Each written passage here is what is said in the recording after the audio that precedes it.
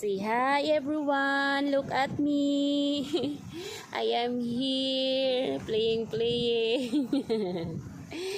I am enjoying with the weather, very hot and windy.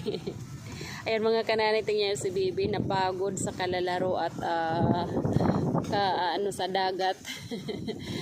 Sobrang lakas ng alon kaya sa tabi lang kami. Ang ganda na ngayon mga kananay dahil hapon alas 6 na, wala nang init at mahangin na. Ang sarap na magtambay.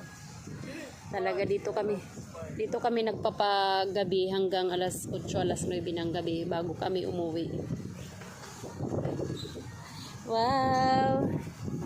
See? Sarap buhay ang baby. Are you in vacation?